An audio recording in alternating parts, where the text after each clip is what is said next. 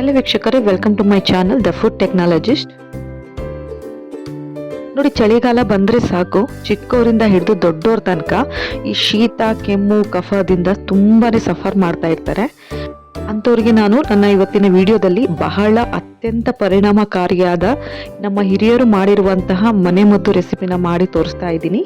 ನೋಡಿ, ನಾನು ಈ ಒಂದು ಮನೆಮದ್ದು ಮಾಡಲಿಕ್ಕೆ ಮುಖ್ಯವಾಗಿ ಬಳಸ್ತಾ ಇರುವ ಪದಾರ್ಥಗಳು ವೀಳ್ಯದೆಲೆ ಮತ್ತು ತುಳಸಿ. ನೋಡಿ, ಈ ವೀಳ್ಯದೆಲೆ ಮತ್ತು ತುಳಸಿ ನಮ್ಮಲ್ಲಿ ಆಗಿರುವ ಶೀತ ಕೆಮ್ಮು ಕಫನ ಕಡಿಮೆ ಮಾಡಲಿಕ್ಕೆ ತುಂಬಾ ಸಹಕಾರಿ. ಅದು ಹೇಗೆ ಅಂತೀರಾ? ನೋಡಿ, ವೀಳ್ಯದೆಲೆಯನ್ನು ಇಂಗ್ಲೀಷಲ್ಲಿ ಬೀಟಲ್ ಲೀಫ್ ಅಂತ ಕರೀತಾರೆ.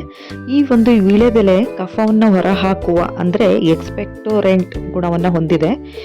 ಹಾಗೆ ಈ ವೀಳ್ಯದೆಲೆಯಲ್ಲಿ ವಿಜೆನಾಲ್, ಚಾವಿಬೆಟಾಲ್ ಮತ್ತು ಪಾಲಿಫಿನಾಲ್ಗಳಂತಹ ಎಸೆನ್ಷಿಯಲ್ ಆಯಿಲ್ಗಳಿವೆ.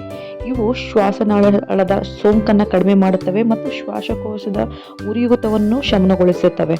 ಅಲ್ಲದೆ ಇದರಲ್ಲಿರುವಂತಹ ಆಂಟಿಬಯೋಟಿಕ್ ಮತ್ತು ಆಂಟಿ ಇನ್ಫ್ಲಮೇಟರಿ ಗುಣಗಳು ಗಂಟಲು ನೋವನ್ನು ಮತ್ತು ಕೆಮ್ಮನ್ನು ನಿವಾರಿಸಲು ತುಂಬಾ ಸಹಕಾರಿ. ಹಾಗೆ ತುಳಸಿಯಲ್ಲಿ ನೋಡೋದಾದರೆ ಇದನ್ನು ಗಿಡಮೂಲಿಕೆಗಳ ರಾಣಿ ಅಂತಲೇ ಕರೀತಾರೆ. ಹಾಗೆ ಇದನ್ನು ಇಂಗ್ಲೀಷಲ್ಲಿ ಹೋಲಿ ಬೆಸಿಲ್, ಇಂಡಿಯನ್ ಬೆಸಿಲ್ ಅಥವಾ ಸೆಕ್ರೆಡ್ ಬೆಸಿಲ್ ಅಂತಲೂ ಕರೀತಾರೆ. ನೋಡಿ, ಇದರಲ್ಲಿ ಕ್ಯಾಂಫೇನ್, ಸಿನಿಟಾಲ್ ಮತ್ತು ಲಿಮೋನಿನ್ ಎಂಬ ಎಸೆನ್ಷಿಯಲ್ ಆಯಿಲ್ಗಳು ಯಥೇಚ್ಛವಾಗಿವೆ. ಹಾಗಾಗಿ ಈ ತುಳಸಿ ಎಲೆ ಕಫವನ್ನು ಕರಗಿಸಿ ಹೊರಹಾಕಲು ಮತ್ತು ಎದೆ ಕಟ್ಟುವಿಕೆ ಅಂದರೆ ಕಂಜೆಷನ್ ಅಂತೀವಲ್ಲ, ಅದನ್ನು ಕೂಡ ಇದು ಕಡಿಮೆ ಮಾಡಲು ಸಹಕಾರಿ.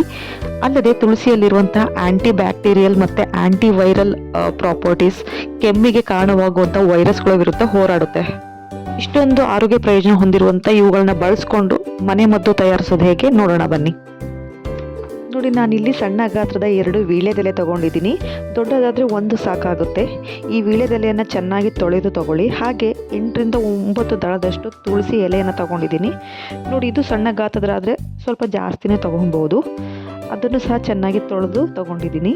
ಇದ್ರ ಜೊತೆಗೆ ಒಂದು 4 ರಿಂದ 5 ಎಸಳು ಬೆಳ್ಳುಳ್ಳಿ, ಹಾಗೆ 1 ಲವಂಗ ಮತ್ತು ಒಂದು 5-6 ಮೆಣಸಿನ ಕಾಳು ಮತ್ತು ಒಂದು ಸ್ವಲ್ಪ ಸಣ್ಣದಾಗಿ ಹೆಚ್ಚಿಟ್ಕೊಂಡಿರೋ 2 ಪೀಸ್ ಶುಂಠಿ, ಹಾಗೆ ಸ್ವಲ್ಪ ಹಸಿ ಈರುಳ್ಳಿನ ತಗೊಳ್ತಾ ಇದ್ದೀನಿ.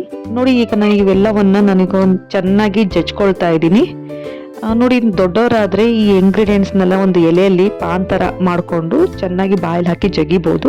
ಬಟ್ ಏನಪ್ಪ ಅಂದರೆ ಕೆಲವೊಬ್ಬರಿಗೆ ಜಗಿಯುವಾಗ ಏನಾದರೂ ಒಸಡಿಗೆ ಟಚ್ ಆದರೆ ಬರ್ನಿಂಗ್ ಫೀಲ್ ಆಗುತ್ತೆ. ಹಾಗಾಗಿ ಈ ರೀತಿ ಜಜ್ಜಿ ರಸವನ್ನು ತೆಗೆಯೋದ್ರಿಂದ ತುಂಬಾ ಉತ್ತಮ. ಇವ್ರ ಮಕ್ಕಳಿಗೂ ಕೂಡ ಇದೇ ಬೆಸ್ಟ್ ಮೆಥಡ್ ಅಂತ ಹೇಳ್ಬೋದು. ನೋಡಿ, ಜಜ್ಜಬೇಕಾದ್ರೆ ಸ್ವಲ್ಪ ಒಣ ಅನಿಸಿದ್ರೆ ಸ್ವಲ್ಪ ನೀರನ್ನು ಸೇರಿಸ್ಕೊಳ್ಬೋದು. ನೋಡಿ, ಚೆನ್ನಾಗಿ ಈ ರೀತಿ ಜಜ್ಕೊಂಡಿದ್ದೀನಿ. ಈಗ ಈ ರೀತಿ ಸುಲಭವಾಗಿ ರಸನ ತೆಗಿಬಹುದು ಕೈಯಲ್ಲೇ. ಇಲ್ಲ ಅಂದರೆ ನೀವು ಚಿಕ್ಕ ಒಂದು ಕಾಟನ್ ಕ್ಲಾತಲ್ಲೂ ಕೂಡ ಇದನ್ನು ಹಾಕಿ ಹಿಂಡಿ ರಸವನ್ನು ಕೂಡ ತೆಗಿಬಹುದು ನೀವು. ನೋಡಿ, ಈಗ ನಾನು ಎಲ್ಲ ಚೆನ್ನಾಗಿ ರಸ ಬರುವ ತನಕ ಚೆನ್ನಾಗಿ ಹಿಂಡ್ಕೊಂಡಿದ್ದೀನಿ.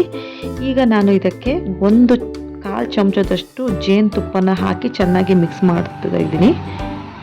ನೋಡಿ, ಈ ಒಂದು ಮನೆ ಮದ್ದು ತುಂಬ ಅಂದರೆ ತುಂಬಾ ಎಫೆಕ್ಟಿವ್. ಇದು ನಾನು ಪರ್ಸ್ನಲ್ ಎಕ್ಸ್ಪೀರಿಯನ್ಸ್ ಕೂಡ ಮಾಡಿದ್ದೀನಿ.